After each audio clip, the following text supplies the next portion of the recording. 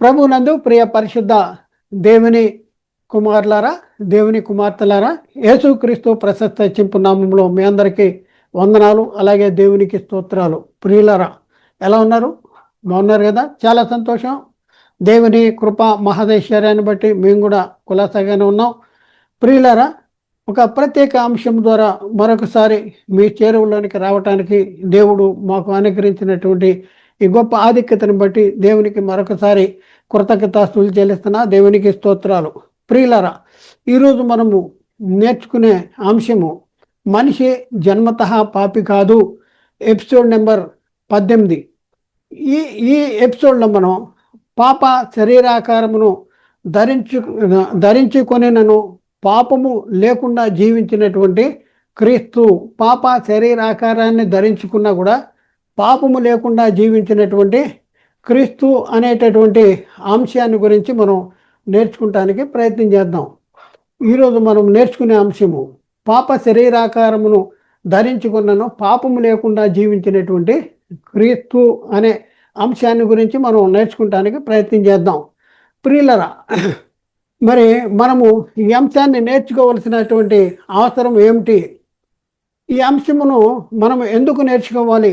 ఇది కూడా మనం తెలుసుకోవలసినటువంటి అవసరం ఉంది.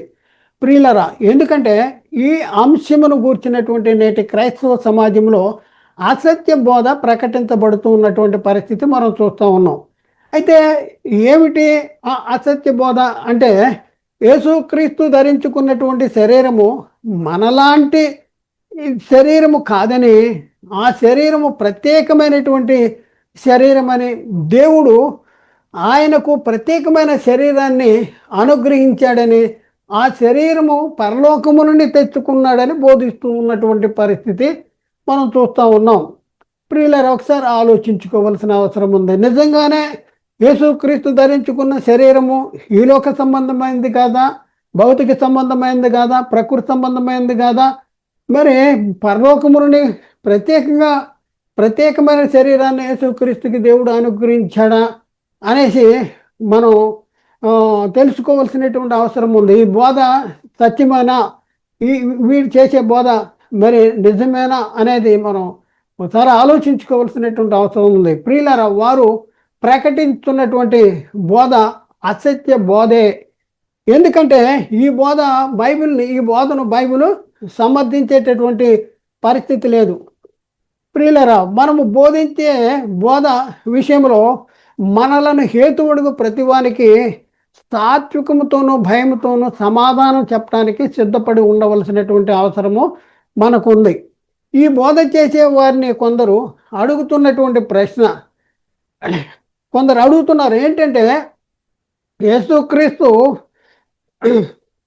మనలాంటి శరీరాన్ని ధరించుకు వచ్చాడు అనేసి బైబిల్ చెప్తా ఉంటుంటే, లేదు, యేసుక్రీస్తు మనలాంటి శరీరం కాదు, అది ప్రత్యేకమైన శరీరము, ఆ శరీరం పరలోకము నుండి వచ్చింది, ఆ శరీరాన్ని దేవుడు ఇచ్చాడు అని చెప్పేటటువంటి పరిస్థితి ఉంది. అయితే ఈ బోధ చేసే వారిని కొందరిని అడుగుతున్నటువంటి ప్రశ్న ఏంటంటే, ఈ బోధ చేసేవారిని కొందరు అడుగుతున్నటువంటి ప్రశ్న ఏమిటంటే, యేసుక్రీస్తు ప్రత్యేకమైన శరీరాన్ని ధరించుకున్నాడు గనక పాపము చేయక ప్రత్యేకంగా ఉన్నాడు,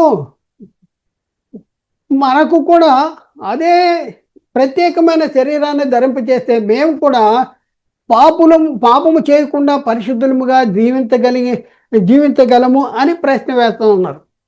ప్రియులారా, మరి వీళ్ళు చేస్తున్న బోధన బట్టి వాళ్ళు అడిగే ప్రశ్న కరెక్టే. ఎందుకంటే యేసుక్రీస్తుకి ప్రత్యేకమైన శరీరాన్ని ధరింపజేశాడు కనుక యేసుక్రీస్తు పాపము లేకుండా జీవించాడు, ఆ యేసుక్రీస్తుకి అనుగ్రహించిన శరీరాన్ని మాకు కూడా అనుగ్రహిస్తే మేము కూడా పాపం లేకుండా జీవిస్తాము అనే వాళ్ళు ప్రశ్నిస్తూ ఉన్నారు. మరి దీనికి సమాధానం చెప్పాలి కదా?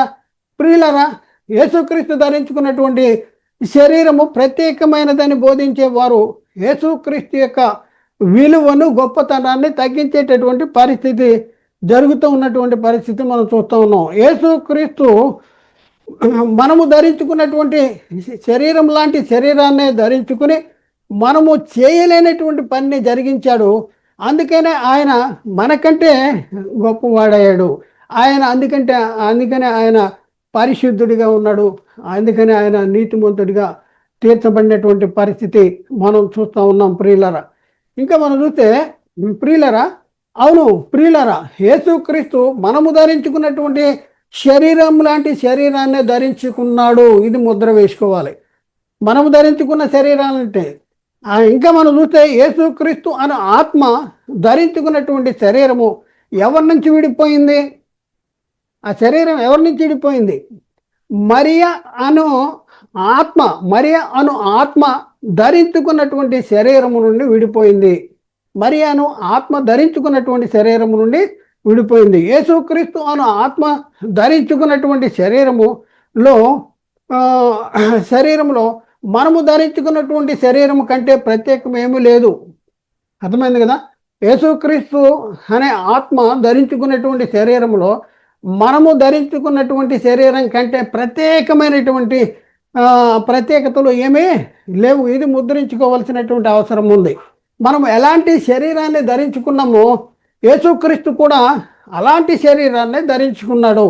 ఇంకా మనం చూద్దాం, దేవుడు ఆదాముకు ఏ శరీరాన్ని అయితే ధరింపజేశాడో పాపం చేయకముందు ఆదాము అనే ఆత్మకు ఏ శరీరాన్ని అయితే ధరింపజేశాడో అలాంటి శరీరమునే యేసుక్రీస్తు కూడా ధరింపజేసినటువంటి పరిస్థితి మనం చూస్తూ ఉన్నాం. ఇంకా మనం చూస్తే మట్టి నుండి తీయబడిన శరీరము, పాప స్వభావము గల శరీరము, పాపము చేయుటకు ఆస్కారము కలిగినటువంటి శరీరమును ధరించుకున్నాడు యేసుక్రీస్తు. కానీ పాపము చేయలేదు. అది యేసుక్రీస్తు యొక్క ప్రత్యేకత, గొప్పతనము. ఇది గుర్తించాలి ప్రియులరా. ఒకసారి ఆలోచించండి. ఈ సత్యాన్ని తెలియపరచడానికి లేఖనములను పరిశీలన చేద్దాం. లేఖనాన్ని పరిస్థితి ఏంటి మనం చూద్దాం. ఏంటంటే మంటి నుండి తీయబడిన శరీరము, పాప స్వభావము గల శరీరము, పాపము చేయుటకు ఆస్కారము కలిగినటువంటి ఈ శరీరాన్ని మరి ధరించుకున్నాడు. కానీ పాపము చేయలేదు. అదే యేసుక్రీస్తు యొక్క ప్రత్యేకత. ఒకసారి ఆలోచించండి. లేఖనాన్ని పరిశీలన చేద్దాం. లేఖనాల్లో యేసుక్రీస్తు నెంబర్ 1, యేసుక్రీస్తు పాప శరీరమును ధరించుకొని ఈ లోకానికి వచ్చి ఉన్నాడు అని తెలియపరిచేటటువంటి వచనాలు. యేసుక్రీస్తు పాప శరీరాన్ని ధరించుకుని ఈ లోకానికి వచ్చాడు. దాని గురించినటువంటి వచనాలు, మనకు తెలియపరిచే వచనాలు చూద్దాం. పాప శరీరాకారము ధరించుకున్నటువంటి క్రీస్తు ఎక్కడుంది మాటలు అంటే రోమపత్రిక 8వ అధ్యాయంలో 4వ వచనంలో దేవుడు తన సొంత కుమారుని పాప శరీరాకారంతో పంపి ఆయన శరీరమందు పాపమునకు శిక్ష విధించెను అనేసి. ఏ శరీరాన్ని ధరించుకున్నాడంట? పాప శరీరాకారంతో పంపి. ఏ శరీరంతో యేసుక్రీస్తుని ఈ లోకాన్ని పంపించాడంటే పాప శరీరాకారంతో పంపించాడు. మొదటిగా మనము ఆదామును గురించి పరిశీలన చేద్దాం ప్రియులరా. ఆదామును గురించి పరిశీలన చేద్దాం. దేవుడు ఆదాము అనే ఆత్మకు ఎక్కడ నుండి వేరుపరిచాడు? దేవుడు ఆదాము అనే ఆత్మ ఎక్కడి నుండి వేరుపరచబడింది? ఆదాము అనే ఆత్మను దేవుడు ఎక్కడి నుంచి వేరుపరిచాడు? దేవుడు ఆదాము అనే ఆత్మకు ధరింపజేసిన శరీరాన్ని దేంతో నిర్మించాడు? 2 భాగాలు. దేవుడు ఆదాము అనే ఆత్మను ఎక్కడి నుంచి వేరుపరిచాడు? రెండోది ఏంటంటే ఈ ఆత్మ ధరించుకుంటానికి దేవుడు ఆదాము అనే ఆత్మకు ధరింప చేసినటువంటి ఈ శరీరాన్ని దేంతో నిర్మించాడు? ఇది ప్రశ్న అనమాట. అయితే ప్రియులరా, ఒకసారి ఆలోచించండి. ఈ బొమ్మను మనం పరిశీలన చేస్తే దేవుడు ఉన్నాడు, అలాగే మట్టి బొమ్మ ఉంది. అయితే దేవుడు ఏం చేశాడంటే, దేవుడైన యెహోవా నేల మట్టితో నరుని నిర్మించి వాని నాసికారంధ్రాల్లో జీవవాయువు ఊదగా నరుడు జీవాత్మ అయ్యాడు. అంటే దేవుడు మట్టి బొమ్మ నాసికారంధ్రాల్లో జీవవాయువును ఊదాడు. అంటే ప్రియులరా, ఒకసారి ఆలోచించండి, ఒకసారి పరిశీలించండి. దేవుడు తనలో నుండి కొంత జీవాన్ని వేరుపరిచి ప్రకృతిలో నుండి తీయబడినటువంటి శరీరంలోనికి ప్రవేశపెట్టాడు. దేనిలోని ప్రవేశపెట్టాడంటే ప్రకృతిలో నుండి తీయబడినటువంటి శరీరంలో. ఎక్కడి నుంచి ఆత్మ వచ్చింది? దేవుడు తనలో నుండి కొంత జీవాన్ని వేరుపరిచాడు. అంటే నేల మట్టితో నరుని అంటే బొమ్మని నిర్మించి వాని నాసికారంధ్రముల్లో జీవవాయువు ఊదాడు. ఇది ఆదాముని దేవుడు సృజించిన విధానము. అంటే దేవుడు తానై ఉన్న జీవములోంచి కొంత భాగము వేరుపరిచి మట్టి భూమిలోనికి ప్రవేశపెట్టాడు ప్రవేశపెట్టాడు ప్రియులరా. మరి దీని గురించినటువంటి వచనం ఎక్కడుంది అంటే ఆది కాండంలో 2వ అధ్యాయంలో 7వ వచనంలో అక్కడ మనం చూసుకుంటే, దేవుడైన యెహోవా నేల మట్టితో నరుని నిర్మించి వాని నాసికారంధ్రముల్లో జీవవాయువును ఊదగా నరుడు జీవాత్మ ఆయను అనేసి అక్కడ రాయబడింది. ఇకపోతే అవ్వను గురించి మనం పరిశీలన చేద్దాం. అవ్వను దేవుడు ఆదామునకు ధరింపజేసిన శరీరము నుండే కొంత భాగాన్ని వేరుపరిచాడు. అంటే హవ్వ శరీరం ఎక్కడి నుంచి వచ్చింది అంటే ఏదైతే ఆదామునకు ధరింపచేసిన శరీరం ఏదైతే ఉందో ఆ శరీరంలోంచి కొంత భాగాన్ని వేరుపరిచాడు. అలాగే దేవుడు ఆదాము అనే ఆత్మ నుండే కొంత భాగాన్ని వేరుపరిచి ఆదాము నుండి చేయబడినటువంటి శరీరంలోనికి ప్రవేశపెట్టాడు. చూడండి, ఆదామును చేసినప్పుడు, ఆదామును సృష్టించినప్పుడు శరీరము నేల మట్టితో చేశాడు. ఆత్మ మాత్రం తానే ఉన్న జీవములోంచి కొంత జీవాన్ని వేరుపరిచాడు. ఇకపోతే అవ్వను ఎలా చేశాడు అంటే శరీరము ఆదాము నుండే వేరుపరిచాడు, ఆత్మ కూడా ఆదాము నుండే వేరుపరిచాడు. అంటే శరీరము ఆత్మ ధరించుకున్నటువంటి ఈ శరీరము నుండే వేరుపరిచాడు. ప్రియులరా, దేవుడు అవ్వను నిర్మించినప్పుడు మరలా మట్టి బొమ్మను చేయలేదు. మరలా తనలో నుండి వాయువును ఊదలేనటువంటి పరిస్థితి ఊదలేదు. చూద్దాం ప్రియులరా, దేవుడు ఆదాము నుండి అవ్వను సృజించుట చూద్దాం. ఇక్కడ మనం చూస్తే ఆదాము ఉన్నాడు, అవ్వ ఉంది. ఏం చేశాడు? ఆత్మ ఎక్కడి నుంచి వచ్చింది అవ్వకి అంటే ఆదాము నుండే విడిపోయింది. శరీరము కూడా ఆదాము నుండే విడిపోయింది. దీన్ని తెలియపరిచేటటువంటి వచనాలు చూస్తే ఆది కాండం 2వ అధ్యాయం 21 నుంచి 24 వచనాలు వరకు అక్కడ రాయబడి ఉన్నాయి. అయితే మనం చూద్దాం ప్రియులారా, ఇక్కడ మనం చూద్దాం. ఆది కాండం 2వ అధ్యాయం 18వ వచనంలో మనం చూస్తే, మరియు దేవుడైన యెహోవా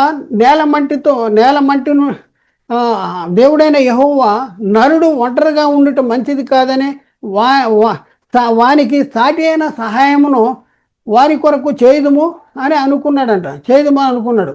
21వ వచనం ఆది కాండం 2:21. అప్పుడు దేవుడైన యెహోవా ఆదామునకు గాఢ నిద్ర కలిగజేసి అతడు నిద్రించినప్పుడు అతడి పక్కటెముకల్లో ఒక దాన్ని తీసి ఆ చోటున మాంసంతో పూడ్చివేసేశాడు. పూడ్చివేసిన తర్వాత ఏం చేశాడు? 22వ వచనం ఆది కాండం 2:22. ఆ తర్వాత దేవుడైన యెహోవా తాను ఆదాము నుండి తీసిన పక్కటెముకను స్త్రీనిగా నిర్మించి ఆమెను ఆదాము వద్దకు తీసుకొచ్చాడు. స్త్రీనిగా నిర్మించాడు. దేంతో నిర్మించాడు అంటే పక్కటెముకతో, ఆదాము నుండి తీయబడిన పక్కటెముకతోనే స్త్రీని నిర్మించాడు. మరి ఆత్మ ఎక్కడి నుంచి మళ్ళీ ఊదాడా అంటే ఊదినట్లు లేదు బైబిల్లో. ఆదాము అనే ఆత్మ నుండే వేరుపరిచాడు అనేసి మనం గుర్తించాలి. అప్పుడు 23వ వచనం, అప్పుడు ఆదాము ఇట్లా అంటున్నాడు, ఏంటంటే నా ఎముకల్లో ఎముక, నా మాంసములో మాంసము, ఇది నరుని నుండి తీయబడిన కనుక నారి అనబడును అనేసి అంటున్నాడు. కాబట్టి పురుషుడు తన తల్లిని తండ్రిని విడిచి భార్యను హత్తుకును, వారు ఏక శరీరమై ఉందురు అనేసి ఆది కాండం 2:24లో రాయబడింది. ఇంకా పోతే ఆ తర్వాత ఆదాము అవ్వల తర్వాత పుట్టిన వాళ్ళు మనం క్రమంగా చూస్తాం. ఆదామును ఎలా సృజించాడు, ఆ తర్వాత అవ్వను ఎలా సృజించాడు, ఆ తర్వాత ఆదాము అవ్వల తర్వాత వారికి పుట్టిన పిల్లలు వాళ్ళు ఎలా శరీరాన్ని ఆత్మని పంచుకు పుడుతున్నారు, ఎవరెవరి శరీరాన్ని ఎవరెవరి ఆత్మను పంచుకు పుడుతున్నారు, ఇది మనం గుర్తించాలి.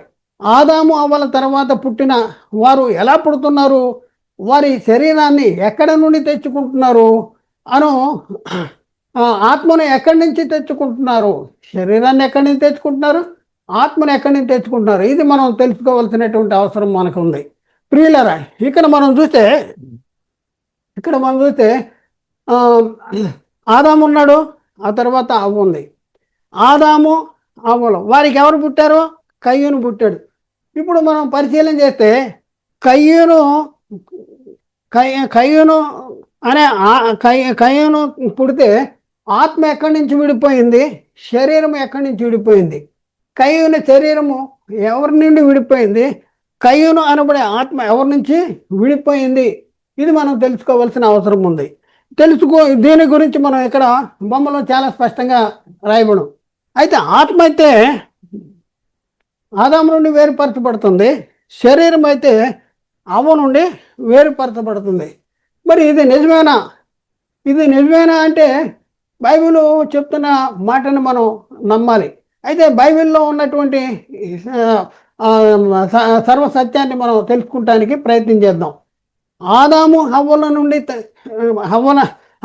హవ్వల తర్వాత నుండి నేటి వరకు చూడండి, నేటి వరకు కూడా ఆదాము హవ్వల తర్వాత నుండి నేటి వరకు భూమి మీద ప్రవేశిస్తున్న మరియు జీవిస్తున్నటువంటి మానవులందరి శరీరాలు హవ్వ అను ఆత్మకు ధరింపజేసిన శరీరము నుండే విడిపోతున్నాయి.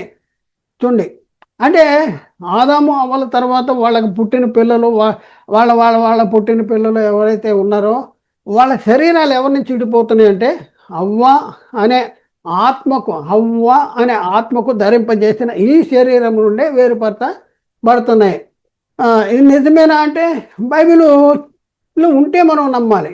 అందుకనే అవ్వ నుండి వేరుపరచబడుతున్నాయి కాబట్టి అవ్వ గురించి బైబిల్లో ఏమని రాయబడిందంటే అవ్వ జీవము గల ప్రతివానికి తల్లి అని బైబిల్ తెలియపరుస్తుంది. అవ్వ జీవము గల ప్రతివానికి తల్లి అంట. తల్లి ఏంటండి జీవము గల ప్రతివానికి తల్లి అవ్వ అంటే బైబిల్లో ఉందా అంటే బైబిల్లో ఉంటే మనం నమ్ముదాం. ప్రియులారా, బైబిల్లో ఉందా చూద్దాం. ఆదికాండంలో 3వ అధ్యాయంలో 20వ వచనంలో మనం చూస్తే ఆదాము తన భార్యకు హవ్వ అని పేరు పెట్టెను.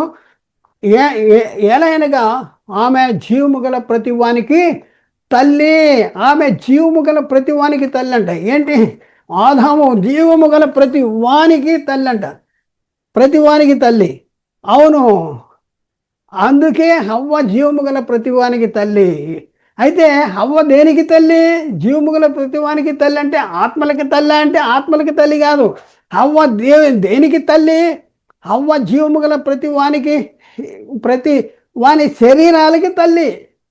హవ్వ జీవము గల ప్రతి శరీరాలకి తల్లి. మనం పరిశీలన చేస్తే ఇక్కడ నెక్స్ట్ చూద్దాం. హవ్వ జీవము గల ప్రతివానికి తల్లి. అయితే చాలామంది డిఎన్ఏ టెస్ట్ అంటే ఆత్మ యొక్క మూలాన్ని కనుక్కుంటానికి డిఎన్ఏ టెస్ట్ చేసేటటువంటి పరిస్థితి జరుగుతుంది. డిఎన్ఏ టెస్ట్ ద్వారా ఆత్మకు మూలం కాదు కానీ శరీరానికి మూలము, శరీరాలన్నింటికి మూలాన్ని కనిపెడతారు. అలా కనిపెట్టారు కొంతమంది. అయితే మనమందరం కూడా ఒక్కని నుండి అంటే మనందరికీ తల్లి ఒకరే, మనందరికీ తల్లి ఒకటే అనేసి కొంతమంది వాళ్ళు చెప్పడం అనేది జరిగింది. అవును ప్రియులారా, ఇప్పుడు హవ్వ జీవము గల ప్రతి వారికి తల్లి అంటాడు. హవ్వ దేనికి తల్లి? ఆత్మకు తల్లి అంటే కాదు. దేనికి తల్లి అంటే హవ్వ జీవము గల ప్రతి వాళ్ళు కూడా వాళ్ళ శరీరాలు ఎక్కడి నుంచి వేరుపడతాయి అంటే హవ్వ అనే శరీరాన్ని పంచుకు పుడుతున్నారు వీళ్ళందరూ. అందుకనే హవ్వ జీవము గల ప్రతివానికి తల్లి అనేసి ఇక్కడ రాయబడింది. ఇది చాలా జాగ్రత్తగా మీరు ఆలోచించాలి, అర్థం చేసుకుంటానికి ప్రయత్నం చేయాలి. అందుకనే మనం ఏం చెప్పామంటే కయ్యూని కానీ హేబేలు కానీ ఈ లోకంలో జీవిస్తున్నటువంటి ప్రతి మానవుల యొక్క శరీరాలు ఎవరి నుండి పంచుకు పుట్టినటువంటి శరీరాలు అంటే దేవుడు హవ్వ అను ఆత్మకు ధరింపజేసినటువంటి శరీరము నుండి పంచుకు పుట్టినటువంటి శరీరాలు మాత్రమే. అయితే ఆదాము ఆత్మ దేవుని నుండి విడిపోతే ఆదాము ఆత్మ ఎవరి నుంచి విడిపోయిందంటే దేవుని నుండి విడిపోయింది.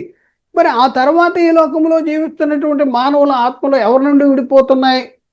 యేసుక్రీస్తు తప్ప బ్రాకెట్లో ఒకసారి ఆలోచించండి. మళ్ళీ ప్రశ్నిద్దాం. ఆదాము ఆత్మ దేవుని నుండి విడిపోతే ఆ తర్వాత ఈ లోకంలో జీవిస్తున్నటువంటి మానవుల ఆత్మలు ఏ ఆత్మ నుండి విడిపోయాయి? బ్రాకెట్లో యేసుక్రీస్తు తప్ప. ప్రియులారా, చూద్దాం. ఈ లోకంలో ప్రవేశించిన మరియు ఈ లోకంలో జీవిస్తున్నటువంటి మానవులు ఆత్మలో ఆదామున ఆత్మ నుండి విడిపోయారు. ఆదామున ఆత్మ నుండి, యేసుక్రీస్తు తప్ప ఆదామున ఆత్మ నుండి విడిపోయినటువంటి వారు. అవును, ఈ లోకములో ప్రవేశించినటువంటి మానవుని అందరి ఆత్మలు ఆదాము అనే ఆత్మ నుండి విడిపోయిన వారే, యేసుక్రీస్తు తప్ప. లేఖన భాగాన్ని చదువుతాం, నిజమేనంటే నిజమే. లేఖన భాగాన్ని చదువుతాం. ఎక్కడుంది ఈ మాటలు? అపోస్తుల కార్యాలు 17వ అధ్యాయంలో 26వ వచనంలో మనం చూస్తే, మరియు యావత్ భూమి మీద కాపురం ఉండుటకు ఆయన ఒకరి నుండి ప్రతి జాతి మనుషుల్ని సృష్టించి అంటాడు. యావత్ భూమి మీద కాపురం ఉండటానికి ఒకరి నుండి ప్రతి జాతి మనుషుల్ని సృష్టించాడంట. ఎవరు ఆ ఒకళ్ళు అంటే ఆదాము. ఆదాము మరి ఇక్కడ ప్రతి జాతి మనుషులు అంటే వీళ్ళు ఆత్మలు. వీళ్ళు ఎవరి నుంచి విడిపోతున్నారు అంటే ఆదాము అనే ఆత్మ నుండి విడిపోతున్నారు. అందుకనే యావత్ భూమి మీద కాపురముటకు ఒకరి నుండి ప్రతి జాతి మనుషులు. అవ్వ జీవము గల ప్రతివానికి తల్లి అంటే అవ్వ నుండి వేరుపరచబడేది ఏంటి అంటే శరీరము. అంటే లోకంలో ఉన్న కయ్యను కాడించి మనం చూస్తే, ఇప్పటి వరకు మనం చూస్తే ప్రతి వాని యొక్క శరీరము ఎవరి శరీరము నుండి వేరుపరచబడుతూ వస్తుంది. మనము ఎవరి శరీరములు పాలివారము అంటే అవ్వ శరీరములు పాలివారం. మరి ఆత్మను గురించి మనం పరిశీలన చేస్తే ఆత్మను గురించి మనం పరిశీలన, ఒకరి నుండి ప్రతి జాతి మనిషి అంటే ఆ ఒకడు ఎవరంటే ఆదాము. అంటే మనం ప్రతి జాతి మనుషులు ఆత్మలు కూడా ఎవరి నుంచి విడిపోతా వస్తేనే ఆదాము తర్వాత అంటే ఆదాము ఆత్మ నుండి విడిపోతూ వస్తున్నటువంటి పరిస్థితి మనం చూస్తూ ఉన్నాం. అర్థం చేసుకుంటానికి ప్రయత్నం చేయండి. ఇది చాలా ప్రాముఖ్యమైనటువంటి సిద్ధాంతం. ఈ సిద్ధాంతాన్ని మనం అర్థం చేసుకోవాలి. అర్థం చేసుకోగలిగితే బైబిల్ మనకి అర్థమవుద్ది. ప్రియులరా, అంటే ఆదాము హవ్వల తర్వాత పుట్టిన వారందరూ ఆదాము అనే ఆత్మను పంచుకు పుడుతున్నారు. చూడండి, అంటే ఆదాము హవ్వల తర్వాత పుట్టిన వారందరూ ఆదాము అనే ఆత్మను పంచుకు పుడుతున్నారు. మరి శరీరాలు ఎవరి శరీరాన్ని పంచుకు పుడుతున్నారు అంటే అవ్వ శరీరాన్ని పంచుకు పుట్టేటటువంటి పరిస్థితి మనం చూస్తూ ఉన్నాం. అందుకనే ఇక్కడ రాయబడింది, శరీరాలు హవ్వను ఆత్మకు ధరింపచేసిన శరీరమును పంచుకు పుట్టేటటువంటి పరిస్థితి. చూద్దాం ప్రియులారా, ఇక్కడ మనం బొమ్మను చూద్దాం. ఇక్కడ మనం చూస్తే ఆదాము అవ్వలు, ఇక్కడ కయ్యూను ఉన్నాడు. అయితే కయ్యూను అనే ఆత్మ ఎవరి నుంచి విడిపోయిన ఆత్మ అంటే ఆదాము అనే ఆత్మను పంచుకు పుట్టింది. అలాగే కయ్యూను యొక్క శరీరము మనం పరిశీలన చేస్తే అవ్వ శరీరమును పంచుకు పుట్టేటటువంటి పరిస్థితి మనం చూస్తూ ఉన్నాం. అందుకనే ఇక్కడ 2 వచనాలు రాసాం. అపోస్తుల కార్యము 17వ అధ్యాయం 26వ వచనం, అలాగే ఆదికాండము 3వ అధ్యాయము 10వ వచనం, ఆదికాండం 3వ అధ్యాయం 20వ వచనం, 3వ అధ్యాయం 20వ వచనం. అయితే ముఖ్య గమనిక, చాలా ప్రాముఖ్యమైనటువంటి అంశంలోనికి వస్తున్నాం. ముఖ్య గమనిక ప్రియులారా, మరి యేసుక్రీస్తు దగ్గరికి వస్తే యేసుక్రీస్తు ధరించుకున్నటువంటి శరీరము మరి శరీరము నుండి విడిపోయిన శరీరమే. ఎందుకు అంటే హవ్వ జీవము గల ప్రతి వానికి తల్లి. అంటే ప్రతి వారి యొక్క శరీరము ఎవరి నుంచి విడిపోతూ వస్తుంది, ఎవరి శరీరాన్ని పంచుకు పుడుతూ వస్తుంది అంటే అవ్వ శరీరాన్ని. ఎందుకంటే అవ్వ జీవము గల ప్రతి వానికి తల్లి కాబట్టి ప్రియులారా, అందుకనే ఇక్కడ చెప్తున్నా. ఇక్కడ నేను ముందు నుంచి ఎందుకు చెప్పుకుంటూ వస్తూ ఉన్నాను, ముందు ఇవన్నీ ఎందుకు తెలియపరుస్తూ ఉన్నానంటే యేసుక్రీస్తు దగ్గరికి మనం రావాలంటే, యేసుక్రీస్తు గురించి మనకు అర్థమవ్వాలంటే ఇవన్నీ కూడా మనం తెలిసి ఉండాలి. అందుకనే ఈ సంగతి మీకు తెలియపరచడానికి ఇంత టైము పట్టింది. అయితే ప్రియులారా, మరి యేసుక్రీస్తు దగ్గరికి వస్తే యేసుక్రీస్తు ధరించుకున్నటువంటి శరీరము మరి నుండి విడిపోయిన శరీరమే అని గుర్తించాలి.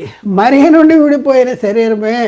ఎక్కడో దేవుడు పైనుంచి ఆకాశం నుంచే లేకపోతే పరలోకం నుంచే యేసుక్రీస్తుకి శరీరాన్ని ఇచ్చాడు. అందుకనే యేసుక్రీస్తు మరి ఎన్ని శోధనలు వచ్చినా సహించగలిగాడు, ఓర్చుకోగలిగాడు. అందుకనే యేసుక్రీస్తు పాపరహితుడిగా జీవించాడు అని చెప్పేటటువంటి బోధ తప్పుడు బోధ. అది మనలాంటి శరీరాన్ని ధరించుకొని మనం ధరించుకున్నటువంటి యేసుక్రీస్తు మనకు వచ్చేటటువంటి శ్రమలు శోధనలు అన్నిటినీ మరి అదే శరీరంతో మనలాంటి శరీరంతోనే జయించినప్పుడు దాన్ని అప్పుడు ఆయన పరిశుద్ధుడిగా ఉంటే అది గొప్పతనం. ఏదో ప్రత్యేకమైన శరీరాన్ని ఇచ్చాడంటే మరి వీళ్ళు అడుగుతున్నారు మాకు అలాంటి శరీరం ఇస్తే మేము కూడా అలా జీవించేవాళ్ళం కదా అని. కాబట్టి ప్రియులరా, ఎవరిని చెడిపోయింది శరీరము? యేసుక్రీస్తు అనే ఆత్మకు ధరించుకున్న శరీరము ఎవరిని చెడిపోయింది అంటే మరి అనే ఆత్మకు ధరింపజేసిన శరీరం ఏదైతే ఉందో ఆ శరీరాన్ని ధరించుకుంది. కానీ యేసుక్రీస్తు అనే ఆత్మ మరి నుండి విడిన ఆత్మ కాదు. అలాగే యేసుక్రీస్తు అనే ఆత్మ ఏసేపు నుండి విడిన ఆత్మ కాదు. అయితే యేసుక్రీస్తు అనే ఆత్మ ఆదాము అనే ఆత్మను పంచుకు పుట్టింది కూడా కాదు.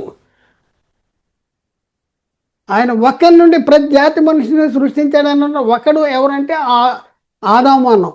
లోకంలో ఉన్న ప్రతి వాని ఆత్మ, ప్రతి జాతి మనుషులు వారి ఆత్మలు ఆదాము నుండి విడిపోతూ వస్తున్నాయి.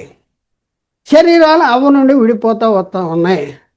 అయితే యేసుక్రీస్తు దగ్గరికి వస్తే శరీరం అవ్వ నుండి యేసుక్రీస్తు అనే ఆత్మకు ధరింప చేసిన శరీరం అవ్వ నుండి విడిపోయింది, కానీ ఆత్మ మాత్రము మరి నుండి విడిపోలేదు. అలాగే యేసుక్రీస్తు అనే ఆత్మ ఆదాము అనే ఆత్మ నుండి విడిపోలేదు, లేకపోతే పంచుకుని పుట్టలేదు. అనగా యావత్ భూమి మీద కాపురం ఉండేందుకు ఆయన ఒకరి నుండి విడిపోయినటువంటి ఆత్మ కూడా కాదు అనేసి. ఎందుకు కాదు ఆదాము నుండి విడిపోయిన ఆత్మ ఎందుకు కాదు అంటే, ప్రియులరా, యేసుక్రీస్తు ఎప్పటివాడు? ఆయన జగత్తు పునాది వేయబడక మునిపే ఉన్నవాడు. ఆదాము లేకముందే ఉన్నవాడు. యేసుక్రీస్తు ఎక్కడ ఉన్నాడు? పరలోకములో ఉన్నాడు. ఎక్కడున్నాడు? పరలోకములో తండ్రి దగ్గర ఉన్నాడు. అది ఎందు వాక్యము ఉండెను, వాక్యము దేవుని యొద్ద ఉండెను, వాక్యము దేవుడే ఉండెను అంటాడు. ఆయన ఆది ఎందు దేవుని యొద్ద ఉండెను. కలిగి ఉన్నదేది ఆయన లేకుండా కలగలేదు. సమస్తమును ఆయన మూలముగాను ఆయన ద్వారాను ఆయన్ని బట్టి కలిగను అనేసి లేఖనాల్లో చాలా స్పష్టంగా రాయబడి ఉంది. కాబట్టి ప్రియులరా, యేసుక్రీస్తు ఆత్మను పరలోకములోనే దేవుడు కన్నాడు. ఎక్కడ కన్నాడు? యేసుక్రీస్తు ఆత్మను పరలోకములో కన్నాడు. హెబ్రీ పత్రిక 1:5 అక్కడ దేవుడు సాక్ష్యం చెప్తున్నాడు. నీవు నా కుమారుడు, నేడు నేను నిన్ను కని ఉన్నాను అంటాడు. అంటే కనుక యేసుక్రీస్తు ఆత్మ ఎవరి నుంచి విడిపోయిందంటే దేవుని నుండి విడిపోయిన ఆత్మ. మరి ఆదాము అనే ఆత్మ ఎవరిలోంచి విడిపోయింది? ఆదాము అనే ఆత్మ కూడా దేవుళ్ళలోంచి విడిపోయిన ఆత్మే. ఇక్కడ యేసుక్రీస్తు అనే ఆత్మ దేవుళ్ళలోంచి విడిపోయింది ఎప్పుడు అంటే జగత్తుకి పునాది వేయబడక మునిపే.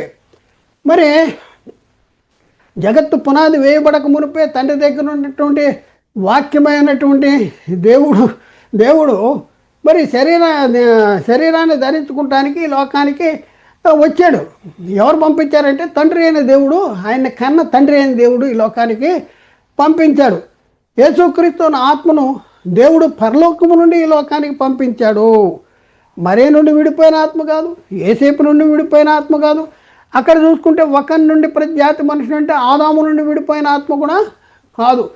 ఎందుకు కాదంటే ఆయన ఎవరూ లేనప్పుడే ఉన్నాడు, అందరికంటే ముందున్నాడు. జగత్తుకి పునాది వేయబడక మునిపే తండ్రి క్రీస్తును పరలోకంలోనే కన్నాడు.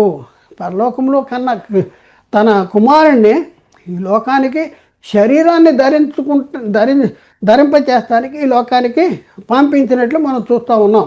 యేసుక్రీస్తు అనే ఆత్మ పరిశుద్ధాత్మ సహాయంతో మరియ గర్భములోనికి ప్రవేశపెట్టబడింది. మరియ యేసుక్రీస్తు ఆత్మకు శరీరాన్ని మాత్రమే ఇచ్చింది. చూడండి, యేసుక్రీస్తు అను ఆత్మ, చాలామంది యేసుక్రీస్తు కన్యక్కి జన్మించాడు కనుక పరిశుద్ధుడు అని చెప్పేటటువంటి పరిస్థితి ఉంది. కన్యకు జన్మించవలసిన అవసరం ఎందుకు వచ్చింది అంటే, యేసుక్రీస్తు కన్యకకి జన్మించకపోతే ఏసేపుకి మరియకి జన్మిస్తే ఆయన దేవుని కుమారుడు అవును, ఆయన దేవుని కుమారుడు. ఎందుకంటే ఆయన ఎలా జన్మిస్తాడు? ఏసేపు నుండి ఎలా విడిపోతాడు? ఆదాము కంటే దేవునిలోంచి విడిపోయిన వాడు కదా. ఇది అర్థం చేసుకోవాలి. యేసుక్రీస్తు ఎందుకు పరిశుద్ధుడు అంటే ఆయన దేవుని చిత్తాన్ని జరిగించాడు, దేవుని ఇష్టాన్ని జరిగించాడు, దేవునికి ఇష్టడుగా జీవించాడు. మరి ఆయన పాపము చేయలేదు, పాపరహితుడిగా జీవించాడు, పరిశుద్ధుడిగా జీవించాడు. అందుకని ఆయన పరిశుద్ధుడు, పాపరహితుడు. అయితే ఇక్కడ మనం చూస్తే యేసుక్రీస్తుని ఆత్మకు శరీరాన్ని మాత్రమే ఇచ్చింది ఎవరంటే మరియా ఆత్మకు. మరి ఆత్మ ఎక్కడి నుంచి వచ్చింది? మరియ గర్భంలోనికి ఎక్కడి నుంచి వచ్చింది? పరలోకంలో వచ్చింది. మరియా భయపడుకుంటాడు, నేను పురుషుని ఎరగని దాన్నిగా అంటే భయపడకంటాడు. మరి పరిశుద్ధాత్మ నిన్ను కమ్మును, సర్వోన్నతుని శక్తి నిన్ను కమ్మును. పరిశుద్ధాత్మ నీ మీదకి వచ్చి సర్వోన్నతుని శక్తి నిన్ను కమ్మితే పుట్టబో శిశువు పరిశుద్ధుడే దేవుని కుమారుడు అనబడతాడు అనేసి అక్కడ రాయబడింది. అంటే యేసుక్రీస్తుని ఆత్మ శరీరాన్ని మరియ గర్భం ద్వారా పొందుకున్నాడు. యేసుక్రీస్తు పరలోకములో తండ్రి దగ్గర ఉన్న వాక్యమైనటువంటి దేవుడైనటువంటి కుమారుడైన దేవుడైనటువంటి యేసుక్రీస్తుని దేవుడు ఈ లోకాన్ని పంపిస్తే మరియ గర్భంలోనికి పరిశుద్ధాత్మ ద్వారా ప్రవేశపెట్టబడినటువంటి ఆ ఆత్మకు మరి ఏం చేసింది? ఆ ఆత్మకు శరీరాన్ని తెచ్చుకున్నాడంటే మరియ గర్భం ద్వారా పొందుకున్నాడు. ఇక్కడ మనం చూద్దాం ప్రియులారా. ఇక్కడ మనం చూస్తే తండ్రి అయిన దేవుడు ఎప్పుడున్న తండ్రి అయిన దేవుని దగ్గర మరి ఎవరున్నారంటే వాక్యం ఉండెను. వాక్యం ఏమై ఉండెను అంటే వాక్యము దేవుడే ఉండెను. ఏ దేవుడు? దేవుని దగ్గర ఉన్న దేవుడు ఎవరు? దేవుని దగ్గర ఉన్న దేవుడు ఎవరంటే ఆయన కుమారుడైన దేవుడు. ఎందుకు కుమారుడైన దేవుడు అని అంటున్నాము? కుమారుడైన దేవుడైనా ఎందుకు అంటున్నాము? తండ్రి అయిన దేవుడు అంటున్నాడు, నువ్వు నా కుమారుడు, నేను నిన్ను కని ఉన్నాను అంటాడు. ఎందుకు ఈయన కుమారుడైన దేవుడు అంటున్నావు అంటే ఈయన కుమారుడైన దేవుడు, ఈ దేవుడు వాక్యమైన దేవుడు శరీరాన్ని ధరించుకుని ఈ లోకానికి వచ్చి ఆయన ఏమంటున్నాడంటే నన్ను ఎవరు పంపించారంటే నా తండ్రి పంపించాడు. అంటే పంపించిన ఆయన తండ్రి అయిన దేవుడు. మరి నువ్వెవరు అంటే నేను దేవుని కుమారుడిని అంటాడు. అంటే కుమారుడు, దేవుని కుమారుడు అంటే కుమారుడైన దేవుడు. ఇక్కడ మనం పరిశీలన చేస్తే ఎప్పటి నుంచి ఉన్నారు? ఆది నుండి జగత్తు పునాది వేయబడక మునిపే యేసుక్రీస్తుడే తండ్రి దగ్గర ఉన్నాడు. తండ్రి మన పని మీద ఎప్పుడు నియమించాడంటే జగత్తుకు పునాది వేయబడక మునిపే నియమించాడంట. మనం కావాలని దేవుడు క్రీస్తులో ఎప్పుడు సంకల్పించాడంటే జగత్తుకి పునాది వేయబడక మునిపే క్రీస్తులో మనల్ని ఏర్పాటు చేసుకున్నాడట. అంటే వాక్యమైన దేవుడైన యేసుక్రీస్తు మరియ గర్భంలోనికి ప్రవేశపెట్టబడ్డాడు. మరియ గర్భంలోనికి పరిశుద్ధాత్మ కమ్మినప్పుడు, సర్వోన్నత శక్తి నిన్ను కమ్మినప్పుడు, పరిశుద్ధాత్మ నీ మీదకు వచ్చును, సర్వోన్నత శక్తి నిన్ను కమ్ముకున్న అనే సమయంలో ఏం జరిగిందంటే మరియ గర్భంలోనికి పరలోకంలో వచ్చినటువంటి యేసుక్రీస్తు అనే ఆత్మ మరియ గర్భంలో. అయితే ఆత్మ గురించి మనం చూస్తే ఆత్మ మరియ గర్భములో పరిశుద్ధాత్మ సహాయంతో ప్రవేశపెట్టబడింది. మన ఆత్మకు శరీరాన్ని మాత్రమే మరియ ఇచ్చినటువంటి పరిస్థితి మనం చూస్తూ ఉన్నాం. యేసుక్రీస్తు ఆత్మ పరలోకము నుండి వచ్చింది. ఆత్మకు ధరింపజేసినటువంటి శరీరము కన్య మరియ గర్భము నుండి వచ్చింది. శరీరము కన్య మరియ గర్భం నుండి వచ్చింది, తెచ్చుకున్నాడు. ఆత్మ మాత్రం పరలోకము నుండి వచ్చింది. ప్రియులారా ఒకసారి అంటే ఇంతకీ మనం యేసుక్రీస్తు మరి దేవుడు ధరింపజేసిన శరీరము మరి ఎలాంటి శరీరము? మనలాంటి శరీరమేనా? మరే నుండి విడిపోయిన శరీరమా? లేకపోతే జీవము గల ప్రతివానికి తల్లి హవ్వ అంటే ఆ హవ్వ నుండి పంచుకు పుట్టినటువంటి ఈ శరీరమేనా? ఒకసారి ఆలోచించుకోవాలి. ఆయన ప్రత్యేకమైన శరీరం ధరింప చేయలేదు, ఎక్కడి నుంచో తీసుకొచ్చి పెట్టలేదు. ఎక్కడి నుంచో తీసుకొచ్చి పెట్టి ప్రత్యేకమైన శరీరాన్ని ఇచ్చేస్తే ఆయనకి ప్రత్యేకమైన శరీరం ఇచ్చావు కనుక మాకు కూడా ఇచ్చావు కనుక ఆయన పరిశుద్ధుడిగా జీవించాడు అనేసి మీరు జీవించగలిగాడు. మాకు కూడా ఇస్తే మేము కూడా జీవించగలము అనేసి వీళ్ళు అడుగుతున్నారు. వాళ్ళకి మీరు సమాధానం చెప్పండి. సమాధానం బైబిల్ అర్థం కాక, బైబిల్ని విశ్లేషించక, బైబిల్ చదవటం రాక తప్పుడు బోధ చేసేటటువంటి పరిస్థితి నేటి క్రైస్తవ సమాజంలో ఉంది, విరివిగా ఉన్నటువంటి పరిస్థితి ఉంది. కనుక యేసుక్రీస్తును ఆత్మ ధరించుకున్నటువంటి శరీరము అవ్వ అను ఆత్మకు ధరింపజేసినటువంటి శరీరము ఏదైతే ఉందో ఆ శరీరము నుండే విడిపోయినటువంటి పరిస్థితి మనం చూస్తూ ఉన్నాం. అందుకనే ప్రియులరా, మరియ యందు క్రీస్తు అనబడిన యేసు పుట్టెను అని మాత్రమే రాయబడింది. మరియకు పుట్టాడని కానీ యేసు పుట్టాడని కానీ అక్కడ రాయబడలేదు. ఏమని రాయబడింది చూద్దాం. మత్తయి సువార్త 1వ అధ్యాయంలో 16వ వచనంలో యాకోబు మరియ భర్త అయిన యోసేపును కనెను, ఆమె యందు క్రీస్తు అనబడిన యేసు పుట్టెను. ఆమె యందు ఇక్కడ యాకోబు మరియ భర్త అయిన యోసేపును కన్నాడు. యాకోబు ఎవరు కన్నాడు? యోసేపును కన్నాడట. మరి యేసుని ఎవరు కన్నారు? ఇంకో మగవాడు లేడు కంటానికి. ఇక్కడ యాకోబు యేసేపును కన్నాడు. మరి యేసుని ఎవరు కన్నారు అంటే యేసుని ఎవరు కన్నారంటే ఎబ్రీ పత్రిక 1:5 5వ అధ్యాయం 5వ వచనం అక్కడ చూడాలి. ఇప్పుడు వీళ్ళెవరు ఈ వంశావళిలో ఉన్న వాళ్ళు ఎవరు లేనటువంటి పరిస్థితుల్లోనే యేసుక్రీస్తుని దేవుడు కన్నాడు. పరలోకంలో ఉన్నాడు, తండ్రి దగ్గర ఉన్న యేసుక్రీస్తునే శరీరాన్ని ధరించుకుంటానికి మరీ గర్భము పరిశుద్ధాత్మ ద్వారా మరీ గర్భంలోనికి ప్రవేశపెడితే మరీ ఏం చేసిందంటే ఆ ఆత్మకి శరీరాన్ని మరీ గర్భంలో తెచ్చుకున్నటువంటి పరిస్థితి మనం చూస్తూ ఉన్నాం. ప్రియులారా, ఇదంతా అర్థం చేసుకుంటానికి ప్రయత్నం చేయండి, ఆలోచించడానికి ప్రయత్నం చేయండి. కనుక యేసుక్రీస్తును ఆత్మ ధరించుకున్న శరీరము ప్రకృతి నుండి తీయబడిన శరీరమే. ఎందుకంటే హవ్వ ఎవరి నుండి శరీరాన్ని పంచుకు పుట్టింది? ఆదాము నుండి పంచుకు పుట్టింది. ఆదాముకు శరీరం ఎక్కడిది? ప్రకృతి శరీరం, నేల మట్టితో తీయబడింది. అవ్వ శరీరం కూడా నేల మట్టితో తీయబడిన శరీరమే, ప్రకృతి నుండి తీయబడిన శరీరమే. కాబట్టి యేసుక్రీస్తును ఆత్మ ధరించుకున్నటువంటి శరీరము ప్రకృతి నుండి తీయబడిన శరీరమే, ప్రకృతి సంబంధమైనటువంటి శరీరమే. పాప శరీరాకారమును ధరించుకున్న క్రీస్తు చూడండి, ప్రకృతి సంబంధమైన శరీరమే. అర్థం చేసుకుంటానికి ప్రయత్నించండి. యేసుక్రీస్తు ఏ ఆకారాన్ని ధరించుకున్నాడు? పాప శరీర ఆకారాన్ని. ఆయన ధరించుకున్న శరీరము యొక్క స్వభావం ఏంటి? ఎక్కడి తీయబడింది? ప్రకృతిని తీయబడింది. ప్రకృతి నుండి తీయబడిన శరీరము ప్రకృతి చేత లోపరచబడేటటువంటి శరీరము, ప్రకృతిని ఆకర్షించేటటువంటి శరీరం. అయినా కూడా ఆదాముకు ప్రకృతి సంబంధమైన శరీరం ఇచ్చినప్పటికీ కూడా ఆదాము పాపము అంటే దేవుని ఆజ్ఞను అతిక్రమించినంత వరకు కూడా ఆదాము పరిశుద్ధుడిగానే ఉన్నాడు.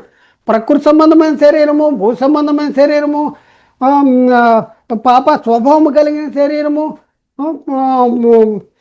పాపాన్ని లోబడే శరీరము, ప్రకృతికి లోబడే శరీరము, ప్రకృతి చేత ఆకర్షించబడే శరీరాన్ని ఆదాము కలిగి ఉన్నా కూడా ఆదాము ఎప్పటి వరకు ఆదాము ఆజ్ఞను అతిక్రమించినంత వరకు కూడా పరిశుద్ధుడిగా ఉన్నాడు, నీతిమంతుడిగా ఉన్నాడు, దేవుని కుమారుడిగా ఉన్నాడు. ప్రియులరా, పాప స్వభావం కలిగిన శరీరము ధరింపచేసినా కూడా ఆత్మ మీద పాపము ఆరోపించబడదు. యేసుక్రీస్తు జీవితంలో కూడా యేసుక్రీస్తు మరీ గర్భంలో శరీరాన్ని తెచ్చుకున్నాడు. ఈ మరీకి ఎక్కడి నుంచి వచ్చింది? జీవము గల ప్రతివానికి తల్లి అవ్వంట. అంటే అవ్వ శరీరము నుండి పంచుకు పుట్టిన వాళ్ళు మరి ఒకటి. మరి యేసుక్రీస్తు యేసుక్రీస్తు అన్న ఆత్మ అవ్వ గర్భంలో ప్రవేశపెట్టబడితే అవ్వ గర్భంలో ఏం తెచ్చుకున్నాడంటే శరీరాన్ని తెచ్చుకున్నాడు. కాబట్టి ప్రియులను ఒకసారి ఆలోచించండి, అర్థం చేసుకుంటానికి ప్రయత్నం చేయండి. ఇప్పటి వరకు మనం నేర్చుకుంది ఏంటంటే యేసుక్రీస్తు ధరించుకున్నటువంటి శరీరము ఎలాంటి శరీరం అంటే అది ప్రత్యేకమైన శరీరము కాదు, అది దేవుడు ప్రత్యేకంగా ఆయనకి ఇచ్చినటువంటి శరీరం కాదు. మరి మనలాంటి శరీరమే, మట్టి శరీరమే, ప్రకృతి సంబంధమైన శరీరమే, భూ సంబంధమైన శరీరమే, ప్రకృతి చేత లోపరచబడేటటువంటి స్వభావము కలిగినటువంటి శరీరమే. అయినా కూడా శరీరాన్ని ఏం చేశాడు? ఆత్మ చేత శరీర క్రియలను చంపాడు. మరి శరీర క్రియలను చంపటం ద్వారా ఏం చేశాడు? దేవునికి ఇష్టడుగా, ఎదుగో ఈయన నాకు ప్రియకుమారుడు, ఈయనందు నేను ఆనందించుతున్నాను అని దేవుని చేత మంచి సాక్ష్యము పొందినటువంటి వాడుగా ఉన్నటువంటి పరిస్థితి. యేసుక్రీస్తు జీవించిన కాలంలో కూడా యేసుక్రీస్తు చెప్తాడు, నేను నా తండ్రి పని మీద ఉండాలని మీరు ఎరగరా అంటాడు. అలాగే మరొక దగ్గర అంటాడు, నా తండ్రి పని తుదముట్టించటం, మరి దాన్ని నెరవేర్చటమే నాకు ఆహారమై ఉన్నది అని చెప్పేటటువంటి పరిస్థితి. అంటే ఈ లోకంలో జీవించినంత కాలము నా తండ్రి చిత్తము జరిగించటానికి వచ్చాడు, తండ్రి క్రియలు జరిగించడానికి వచ్చాడు. నా అంతటా నేనే ఏమీ చేయను, నా అంతటా నేనే ఏమీ మాట్లాడను అని చెప్పి, తండ్రి దగ్గర ఏది వింటానో అదే మాట్లాడతాను, తండ్రి దగ్గర ఏది చూస్తానో అవే జరిగిస్తాను అన్నాడు. కాబట్టి ప్రియులారా, మరి యేసుక్రీస్తు మనలాంటి శరీరాన్ని ధరించుకున్నా కూడా ఆయన పాపము లేనివాడుగా మరి జీవించేటటువంటి పాపం లేనివాడుగా ఉన్నటువంటి పరిస్థితి మనం చూస్తూ ఉన్నాం. పాప శరీరాకారాన్ని ధరించుకున్న క్రీస్తు ధరించుకున్నను పాపము లేనివాడుగా ఉన్నటువంటి పరిస్థితి. కాబట్టి ఆలోచించండి, అర్థం చేసుకోండి, సత్యాన్ని గ్రహించడానికి ప్రయత్నం చేయండి. మేము ప్రకటించేటటువంటి ఈ వాక్యాలన్నీ కూడా యూట్యూబ్లో అప్లోడ్ చేయబడుతున్నాయి. యూట్యూబ్లో అప్లోడ్ చేయబడిన ప్రసంగాలను మీరు క్రమంగా చూడాలంటే యునైటెడ్ బైబిల్ అకాడమీ అనేది యూట్యూబ్ ఛానల్ ఒకటి ఉంది. అలాగే సత్య సువార్త ప్రతిధ్వని అనేది మరొక యూట్యూబ్ ఛానల్ ఉంది. అలాగే ఎన్ఆర్ఆర్ బైబిల్ క్లాసెస్ అనేది మరొక ఛానల్ ఉంది. యూబీఏ ఆన్లైన్ బైబిల్ అనేసి మరొక ఛానల్ ఉంది. ఈ 4 ఛానల్ని మీరు సబ్స్క్రైబ్ చేసుకోండి. అలాగే ఈ వాక్యాన్ని మరి లైక్ చేయండి, మరి షేర్ చేయండి. అనేక మందికి సర్వసత్యాన్ని ప్రకటించండి. దేవుని కార్యంలో, దేవుని పనిలో, మరి మేము చేస్తున్నటువంటి ఈ పనిలో మీరు కూడా మాతో కూడా పాలి భాగస్తులు కావాలని క్రీస్తు ప్రేమను బట్టి మిమ్మల్ని ఆహ్వానిస్తున్నాము. ఆలోచించి అర్థం చేసుకుని సత్యాన్ని గ్రహించడానికి ప్రయత్నం చేయండి. దేవుడు మాట్లాడిన ప్రతి మాట ప్రతి ఒక్క హృదయంలో నీరు గట్టి ఫలం చేయనుగాక. ఆమెన్. అందరికీ వందనాలు, దేవునికి స్తోత్రాలు.